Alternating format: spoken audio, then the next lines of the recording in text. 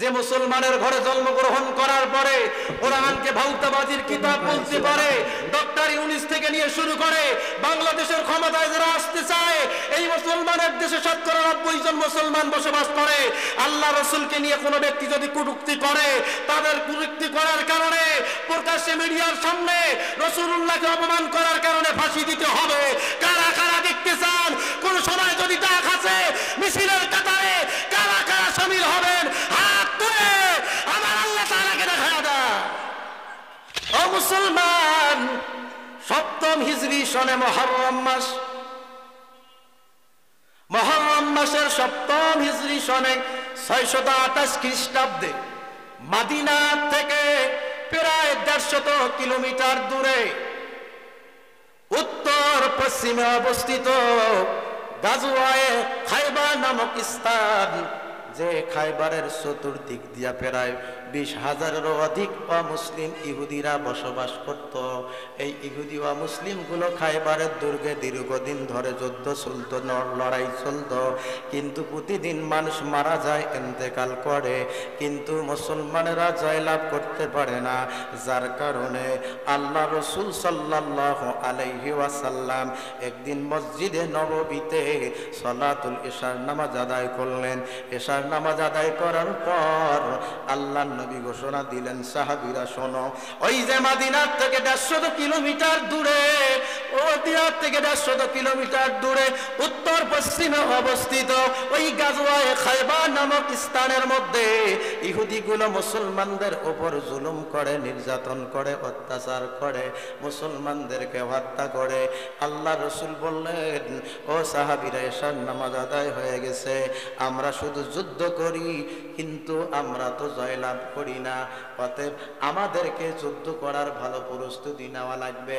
আল্লাহ রসুল সাল্লাল্লাহু আলাইহি ওয়াসাল্লাম সমস্ত সাহাবায়ে কেরামদেরকে বললেন, ও সাহাবীরা, আমি নবী বললাম আগামী কালকে ফজরের নামাজ মসজিদে নববীতে আদায় করার পরে আমি রাসূলুল্লাহ একজন ব্যক্তির হাতে জুলফিকার তরবারি উঠাইয়া দিব, যে সাহাবীর মাধ্যমে আমার আল্লাহ খাইবারের দুর্গ মুসলমানদের হাতে দিয়ে দিবেন। আওয়াজ করে বলুন না সুবহানাল্লাহ। আল্লাহ রাসূল মসজিদে নববীতে ফজরের নামাজ আদায় করার পর একজন সাহাবীর হাতে জুলফিকার তরবারি উঠাইয়া দিবেন, যে সাহাবীর মাধ্যমে খাইবারের দুর্গ মুসলমানদের হাতের মধ্যে আসবে। নবীজি সাথে সাথেই বললেন, এমন একজন ব্যক্তির হাতে জুলফিকার তরবারি উঠায়া দিব, ওই ব্যক্তিকে আমার আল্লাহ এবং আমার রাসূল সবচাইতে বেশি ভালোবাসে, এবং ওই ব্যক্তিও আমার আল্লাহ তার রাসূলকে সবচাইতে বেশি ভালোবাসে, আল্লাহ এবং রাসূল ওই ব্যক্তিকে বেশি ভালোবাসে। হযরত ওমর বলেন, আমরা অসংখ্য সাহাবা একরাম রাতের মধ্যে বিছানায় ঘুমাতে পারি নাই, আমরা কি সেই ব্যক্তি হতে পারবো যেই ব্যক্তিকে আল্লাহ এবং তার রাসূল সবচাইতে বেশি ভালোবাসে, এবং ওই ব্যক্তি আল্লাহ এবং তার রাসূলকে সবচাইতে বেশি ভালোবাসে? হযরত ওমর বলেন, আমি সারা রাত বিছানায় ঘুমাতে যাই নাই, ফজরের নামাজ মসজিদে নববীতে আদায় করলাম।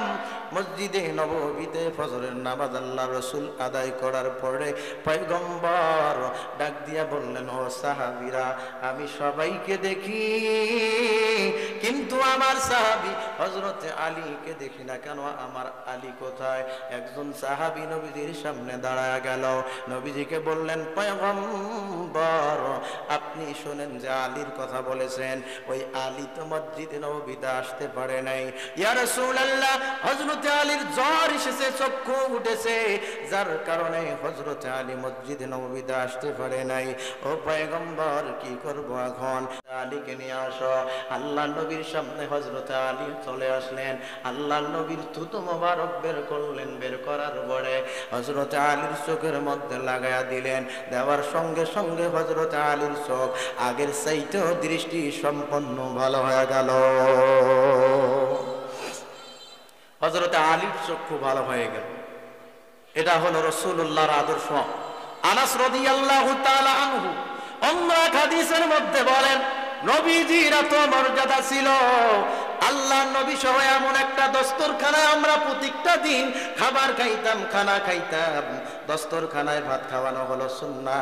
আনাস রাদিয়াল্লাহু তাআলা আনহু বলেন, ওই দস্তরখানায় বসে বসে যখন আল্লাহর রাসূল সহ খানা খাইতাম, নবীজির ওফাতের পরে ওই দস্তরখানা আমি আনাস কোনোদিনও সাবান দিয়া পানি দিয়া পরিষ্কার করি নাই, আগুন দিয়া পরিষ্কার করেছি। এই কারণে আগুন দিয়া পরিষ্কার করি দস্তরখানার মধ্যে আল্লাহ রসুলের হাত লেগেছিল। হাত লাগার কারণে দস্তরখানা যখন আগুনের মধ্যে দেই, আগুনের মধ্যে দেওয়ার কারণে নবীজির হাত লাগার কারণে আগুনে দিলেও দস্তরখানায় আগুন লাগে না। সুবহানাল্লাহ। সম্মানিত হাজিরিন, আমরা অনেক সুবিধাবাদী নেতাকে দেখি। কিছুদিন আগে এক দলের নেতা বলেছিল কোরআনুল কারীম নাকি ভাউতাবাজির কিতাব। নাউজুবিল্লাহ কন্যা। সম্মানিত হাজিরিন, কোরআন কি ভাউতাবাজির কিতাব না আল্লাহর কিতাব? নিঃসন্দেহে আল্লাহর কিতাব। যে মুসলমানের ঘরে জন্মগ্রহণ করার পরে কোরআনকে ভাউতাবাজির কিতাব বলতে পারে, ডক্টর ইউনূস থেকে নিয়ে শুরু করে বাংলাদেশের ক্ষমতায় যারা আসতে চায়, এই মুসলমানের দেশে ৯০ জন মুসলমান বসবাস করে। আল্লাহ রসুলকে নিয়ে কোনো ব্যক্তি যদি কটূক্তি করে, তাদের কটূক্তি করার কারণে প্রকাশ্যে মিডিয়ার সামনে রাসূলুল্লাহকে অপমান করার কারণে ফাঁসি দিতে হবে। কারা কারা দেখতে চান কোন সময় যদি ডাক আছে মিছিলের কাতারে, কারা কারা শামিল হবেন? হাত তুলে আমার আল্লাহ তাআলাকে দেখায়া দেন। আল্লাহ কবুল করুন, বলে না আমি। এবার আল্লাহ রাসূল সাল্লাল্লাহু আলাইহি ওয়াসাল্লাম হযরত আলীকে চোখের মধ্যে থুতু লাগাইয়া দেওয়ার পর আল্লাহর নবী হযরত আলীর চোখের মধ্যে থুতু দিলেন। চক্ষু ভালো হলো। জুলফিকার তরবারি আলীর হাতের মধ্যে দিয়া দিলেন। আলীর হাতে জুলফিকার তরবারি দেওয়ার সঙ্গে সঙ্গে নবীজি বলেন, আলী, আজকে থেকে তোমাকে খাইবারের দুর্গের সেনাপতির দায়িত্ব দিয়া দিলাম। অতএব রে আলী, তুমি খাইবারের দুর্গে যাও, সেনাপতির দায়িত্ব পালন করো। আওয়াজ করে বলুন না সুবহানাল্লাহ। হযরতে আলী যুদ্ধ করার জন্য হাদিসের মধ্যে আছে ১৪০০ সাহাবী বা মতান্তরে ১৮০০ সাহাবীকে নিয়ে খাইবারের দুর্গে লড়াই করার জন্য হযরতে আলী রওনা হয়ে গেছে। আর কাফের হলো ১০ থেকে ২০,০০০ কাফের। তারাও হাতের মধ্যে তরবারি নিয়ে চলে আসছে যুদ্ধ করার জন্য। ও মুসলমান, অল্প সংখ্যক মুসলমান নিয়ে আলী চলে গেছেন গাজওয়াতুল খাইবার নামক স্থানে যুদ্ধ করার জন্য। যখন যুদ্ধের সেনাপতির দায়িত্ব তরবারি নিয়ে সামনের মধ্যে দাঁড়াইছে, ২০,০০০ কাফের নিয়া মারহাব নামক একজন কাফের বা মুরাকাবা বলা হয়, হযরতে আলীর সামনে হাজির হয়েছে। আলীর দিকে তাক করে আছে। আলীর দিকে তাকায় বলে, আলী, ও রে আলী, তুমি শোনো, তুমি হলা মুসলমান রে আলী, আমি তোমাকে কিন্তু খুব মহাব্বত করি, ভালোবাসি। ও আলী, আমি মারহাব মুরাকাবা তো সেই বীর, আমার সামনে এসে কোনো ব্যক্তি মাথা সঙ্গে নিয়ে ফিরিয়ে যাইতে পারে নাই। আমি মারহাবের অনেক শক্তি বেশি। অতএব তোমার সন্তানকে যদি ইতিম বানাতে চাও যুদ্ধ করো, অন্যথায় যদি ইতিম বানাতে না চাও, স্ত্রীকে যদি বিধবা বানাতে না চাও, তাহলে আলী আমার সামন থেকে চলে যাও। হযরতে আলী জবাব দিয়া বললেন, ও মারহাব মুরাকাবা, শোনো, আমি আলী তো হলাম সেই বীর যে বীরের হাতে আল্লাহর রাসূল জুলফিকার তরবারি উঠায়া দিয়েছে। হযরতে আলী হযরতে আলী রাসূলুল্লাহর সাহাবী। ওই মারহাব কাফেরের সামনে দাঁড়ায়া বলে, ও মারহাব, শোনো, তুমি কাকে ভয় দেখাও? তুমি জানো না আমি আলীকে আল্লাহ তামাম দুনিয়ার কাফেরদের ওপরে বীর হিসাবে প্রেরণ করেছে। অতএব আমি আলী তোমাদের চোখরাঙ্গানিকে তরবারিকে ভয় পাই না। হযরতে আলী বললেন, তরবারি চালাও, যুদ্ধ শুরু হয়ে যাবে। এবার মারহাব বলে, ও মুসলমান, আলী তুমি তরবারি চালাও।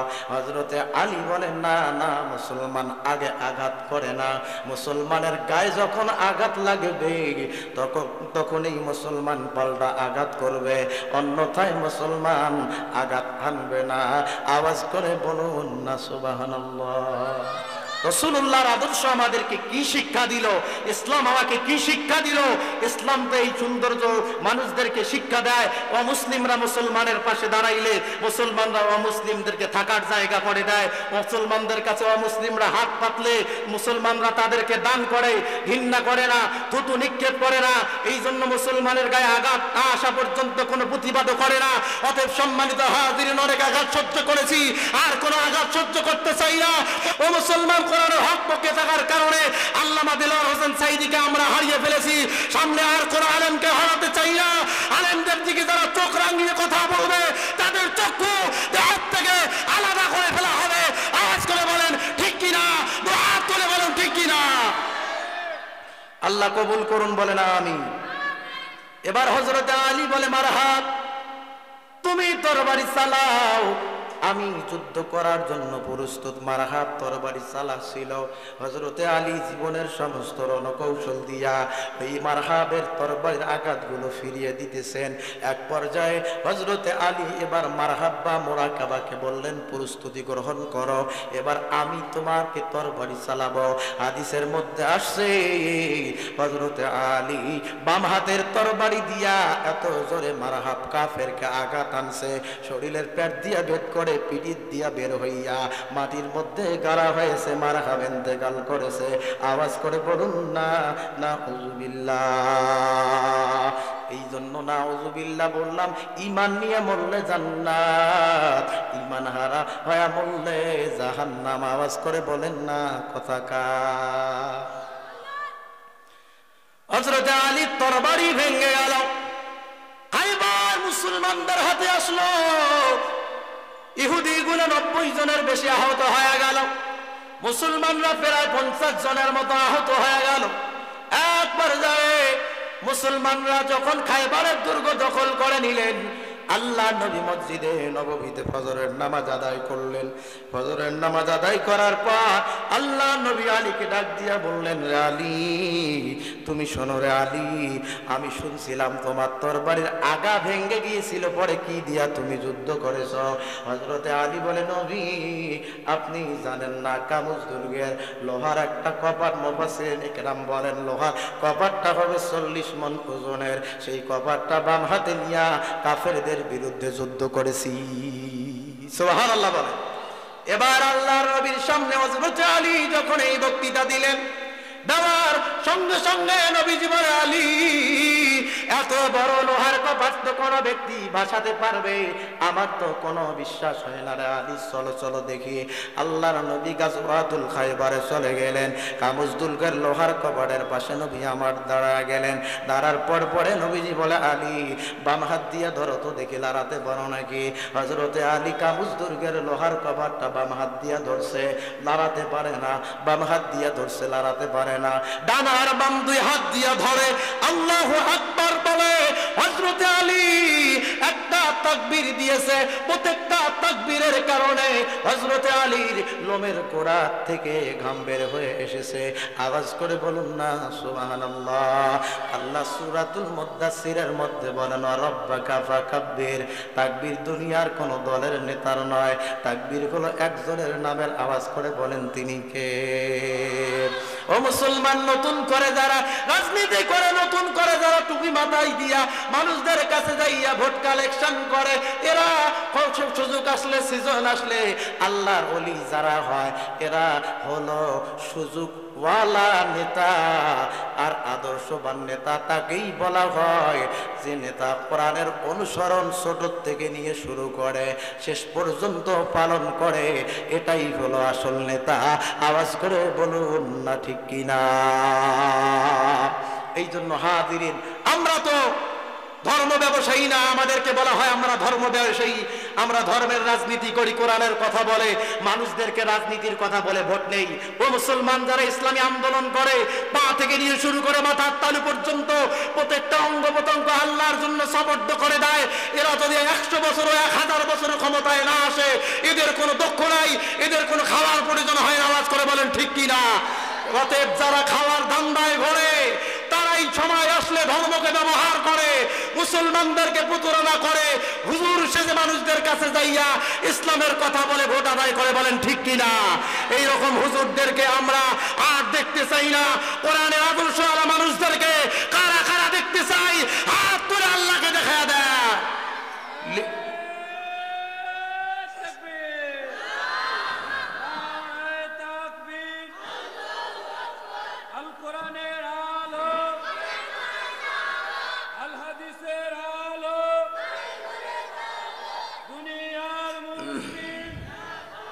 আল্লাহ কবুল করুন, বলেন আমিন।